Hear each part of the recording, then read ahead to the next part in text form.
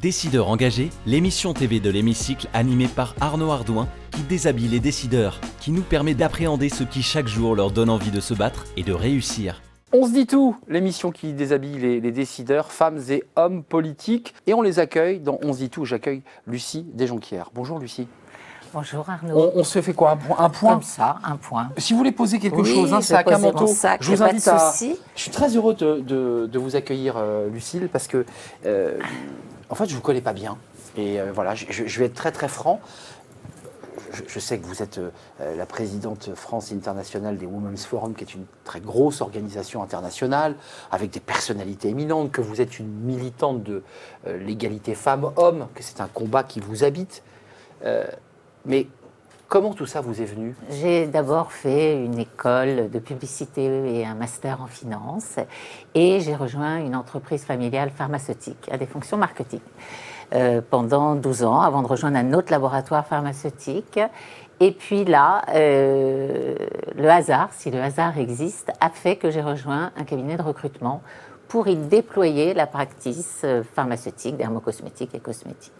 J'ai fait ce métier pendant une dizaine d'années avant de créer mon cabinet avec mon époux et avec la volonté d'y mettre du sens. Et ce sens, je ne savais pas bien où on allait, quel sujet on allait utiliser, enfin aborder plutôt pour donner cette directive au cabinet. Précurseur, Lucille, là, quand vous lancez cela, vous sentez que ce sujet frissonne, il n'est pas encore sur le devant de la scène. Hein. J'étais avec un ami qui est un grand banquier, on déjeunait ensemble et je lui dis voilà, je cherche ce sens. Et il me dit écoute, on est en pleine loi Copé-Zimmermann. Eh oui, 2011. Voilà, et là nous étions en 2013. Il m'a dit des tas de sociétés vont chercher des femmes à mettre dans leur conseil d'administration. Crée un département au sein de ton cabinet, tu vas recevoir, c'est ton métier d'aller identifier sous le plafond de verre toutes les femmes éligibles pour des conseils d'administration, bâtis cette base de données et fais-le savoir. Donc j'ai appliqué ce qu'il a dit, c'est-à-dire que j'ai créé Femmes au cœur des conseils, mais toujours un département au sein du cabinet. De l'entreprise. Il a un petit peu cannibalisé à force, mais bon, reste un cabinet de chasse de tête classique avant tout. Et là, vous vous mettez en chasse de femmes Voilà, je me mets en chasse de femmes et je rencontre les 50 premières.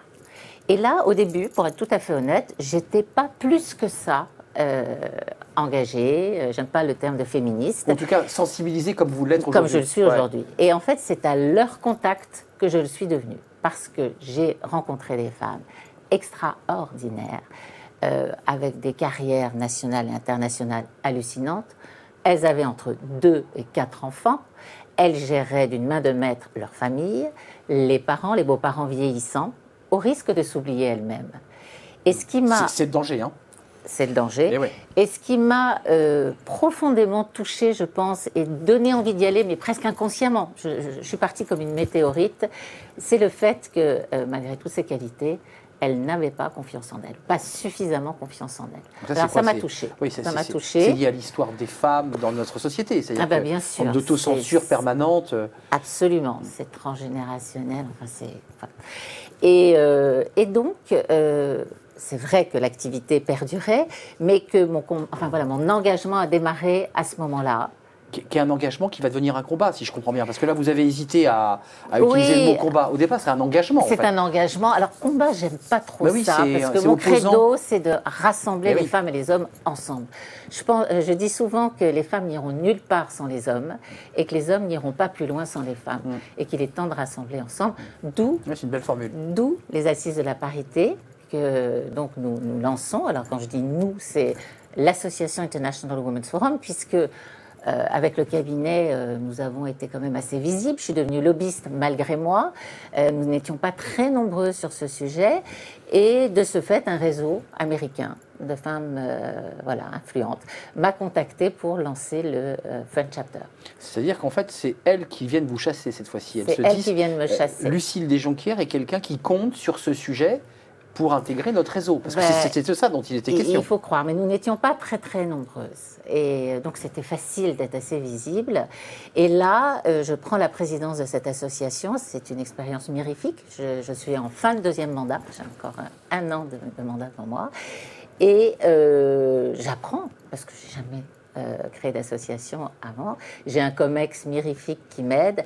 Et c'est une formidable aventure de femmes. Juste, il y a des questions, vous savez, dans notre émission On se dit tout, il y a des questions qui vous sont posées, à laquelle vous allez répondre, mais juste un petit débat un peu philo comme ça, parce que ça m'intéresse de le savoir venant de vous, de votre fenêtre. Égalité femmes-hommes, c'est du féminisme ou c'est un autre sujet, c'est un sujet RH? C'est un sujet RH. RSE, maintenant. RSE. Ouais, mais vous ne l'associez pas immédiatement à une espèce de combat féministe qui peut parfois être un peu agressif et militant? Oui, mais alors, si vous voulez, il y a eu à l'époque, au tout début, on va dire des années 60, même, des féministes très très engagées qui étaient sur les barricades et très agressives. Le MLF, puisqu'en fait, voilà, pour ne citer que quelle? Ces femmes, heureusement qu'on les a eues, parce qu'elles ont tracé la voie. Mais aujourd'hui, ce fonctionnement-là d'agressivité, ça ne marche plus et ça ne fait pas partie de mes valeurs. Je pense que ce qu'IWF a réussi à instaurer en tant que message, c'est cette sororité, cette bienveillance, mais qui n'est pas un mot que j'emploie comme ça. Oui, je suis d'accord avec vous. Voilà. Parce qu'il y a quand même beaucoup de violence, et encore une fois, je me positionne de mon côté, mais certaines femmes ont parfois des mots excessivement violents qui ne construisent pas, en fait, qui ne concourent pas à la construction. Bien sûr. Vous savez, Arnaud, vous avez une part féminine en vous. Et moi, j'ai une part masculine. C'est ce qu'on appelle le yin et le yang. Et quand on est la bonne intersection de notre yin et de notre yang, on est aligné. Bien centré. Bien sûr, bien sûr. Bien et lorsque centré. les hommes touchent leur part féminine, et ça, c'est quelque chose que l'on leur apprend dans une de nos formations, ils deviennent les meilleurs mentors. Oui, avant de poser la question, il faut le préciser, il y a aussi une prise en charge, au sens prise en charge de formation, pour accompagner, pour comprendre, pour démythifier. Ça, c'est très important aussi dans votre action. Ah ben oui, on a mis en place un grand nombre de formations, dont récemment une formation pour les COMEX, puisque, comme vous le savez, il y a maintenant des quotas dans les COMEX, la loi Rixin, qui fait couler beaucoup d'encre. Je rencontre des dirigeants qui me disent, alors dans des secteurs très masculins, qui me disent c'est n'importe quoi, on ne va pas y arriver, Comme on l'a entendu dans la parité en politique, on ne trouvera pas de femmes politiques, c'est compliqué. Mais moi je peux vous dire qu'on les trouve. Et non seulement on les trouve, mais elles vont faire un Ça, c'est votre deuxième bataille, puisque vous étiez battu dès 2011, Copé-Zimmermann en 2013. C'est ça. Et là, vous dites, maintenant, je relève le défi de pouvoir de chasser des femmes qui vont pouvoir être des femmes de haut niveau dans les COMEX. Bien sûr. C'est ça votre combat. C'est ça, exactement. Alors, les sociétés commencent à engager un certain nombre de programmes pour faire ça. L'idée, c'est de les mettre à des fonctions clés en France comme à l'international et voir comment elles s'en sortent. Parce que le COMEX, c'est le Graal. C'est quand même là où, de façon opérationnelle, tout se décide. Évidemment, évidemment. Lucille Desjonquières, c'est la question G-Collect, un jingle, et je vous pose la question, c'est vous qui l'avez choisi.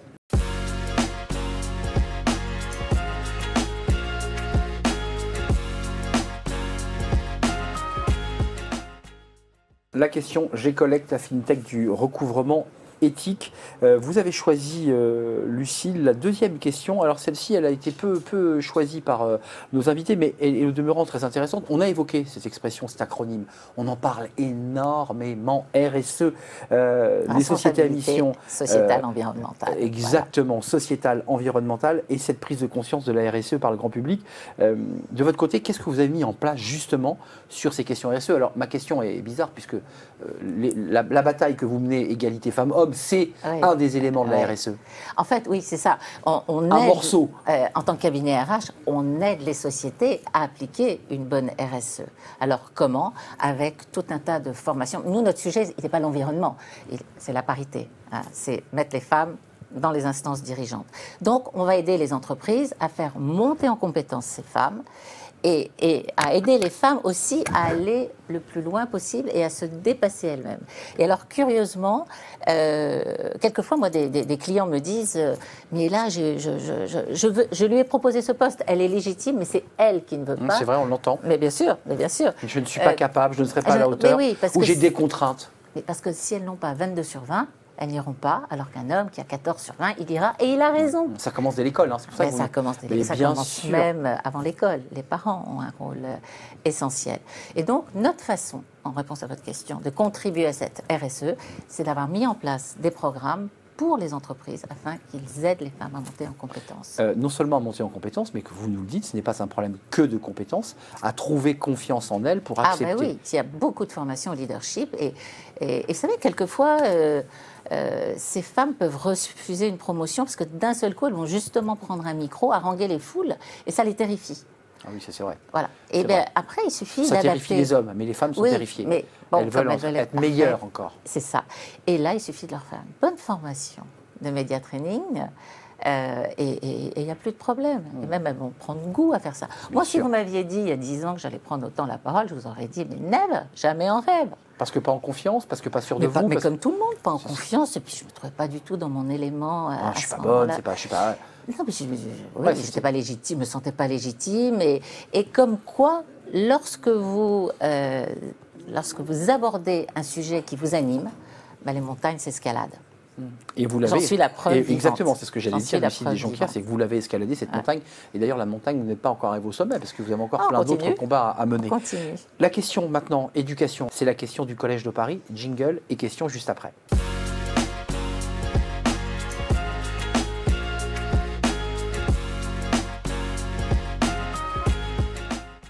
La question du Collège de Paris, communauté d'école, vous le savez, qui rend l'excellence accessible à tous. Et Lucille, vous avez choisi alors une question sur l'onboarding, qui est un mot un peu barbare qui indique et qui explique la manière dont on entre dans une entreprise. Onboarder, ça veut dire faire entrer un collaborateur, l'accompagner pour qu'il se sente bien. L'intégrer, et qu'il ne parte pas au bout d'une semaine, parce que j'ai vu que les statistiques étaient terribles. Aujourd'hui, c'est un vrai sujet au sein des entreprises, c'est fidéliser et capter les salariés. Les retenir. Oui, mais c'est un vrai sujet et si les sociétés travaillent dessus et y parviennent, on va avoir de jolies choses à émerger. Ça, c'est un sujet qui traite et qui est, je dirais, très transversal aux femmes et aux hommes, l'onboarding. Mais est-ce que les femmes, parfois, se sentent pour des raisons qui sont liées à leur maternité, à l'idée qu'elles ne peuvent pas faire d'enfants parce que si elles en font, leur carrière s'arrête. On l'entend, vous l'entendez.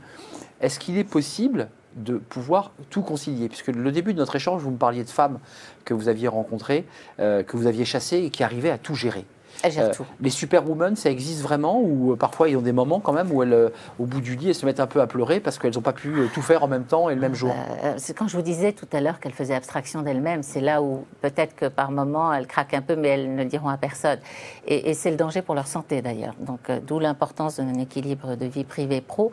Le mot-clé, c'est l'organisation. C'est avoir à la maison, pour les enfants, l'organisation de la famille, des personnes sur qui elles peuvent compter, que ce soit des nounous, beaux-parents, parents.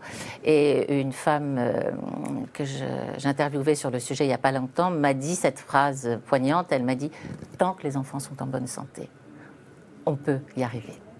Le grain de sable, c'est l'enfant qui est en mauvaise santé, qui est hospitalisé. Quelle est la mère qui voudra aller à une réunion alors que son enfant est intubé à l'hôpital ? Et on devient un aidant et on quitte finalement les ambitions qu'on s'était fixées. Statistiquement, ce sont les femmes qui quittent leur job à ce moment-là pour s'occuper de l'enfant quand ce drame arrive. Juste un petit mot quand même sur les organisations de vie au travail.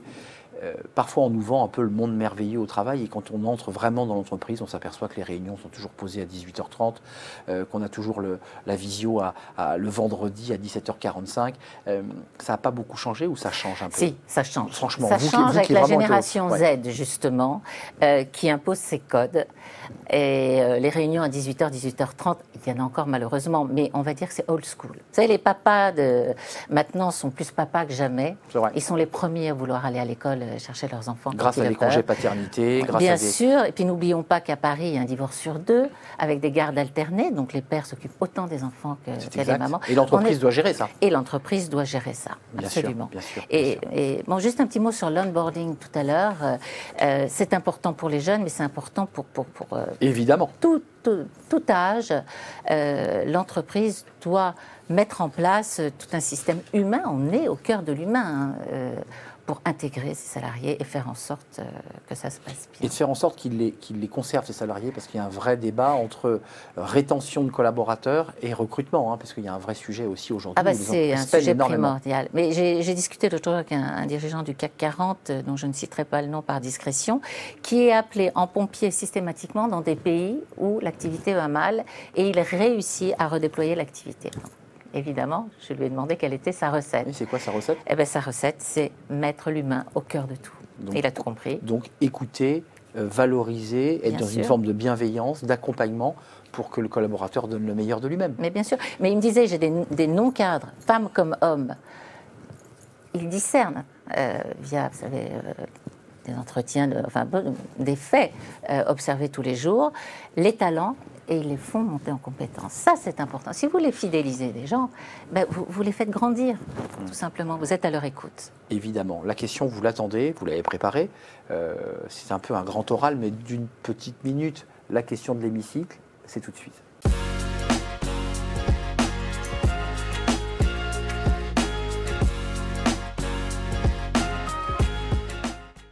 Lucile Desjonquières, c'est à vous de prendre la parole. Si vous aviez un mot à souffler aux politiques, une réforme importante, urgente à faire, et je vous laisse évidemment, pendant cette petite minute, regarder la caméra. Il y a 2 sujets qui me tiennent à cœur. Alors, sans surprise, effectivement, l'égalité femmes-hommes et évidemment l'égalité salariale, parce qu'il y a encore, malgré l'index Pénicaud, encore d'énormes différences qui ne devraient plus exister. Et ce qui me frappe aussi, c'est le jeunisme. À 30 ans, on est trop jeune pour certaines responsabilités et à 45, on devient trop vieux. Donc la fenêtre de tir est de 15 ans. Bon là, je parle plus précisément des femmes, mais finalement, un homme qui est licencié à 48 ans, il va rencontrer les mêmes difficultés. Et avec des fusions, lorsqu'on se retrouve avec un fauteuil pour 2 personnes, eh bien forcément, il y en a qui se retrouvent au chômage. Et si à 49 ans et 50 ans, c'est le cas, ça devient très compliqué de trouver un job. Donc je dirais qu'il faut avancer sur cet aspect-là. Et quand on dit qu'il n'y a pas assez de femmes ingénieures, si vous saviez le nombre de femmes ingénieures autour de moi qui ont entre 50 et 60 ans et qui ne sont plus appelées, eh bien vous seriez surpris.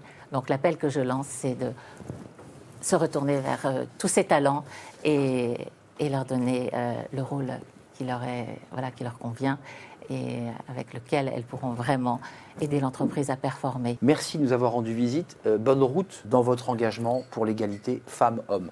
Merci à vous, merci de votre fidélité évidemment pour cette émission On se dit tout que vous aimez beaucoup. On se retrouve très prochainement évidemment pour de nouvelles rencontres. D'ici là, portez-vous bien. Bye bye. Décideurs engagés, l'émission TV de l'Hémicycle animée par Arnaud Ardouin qui déshabille les décideurs, qui nous permet de mieux les connaître dans l'intimité et d'appréhender ce qui chaque jour leur donne envie de se battre et de réussir.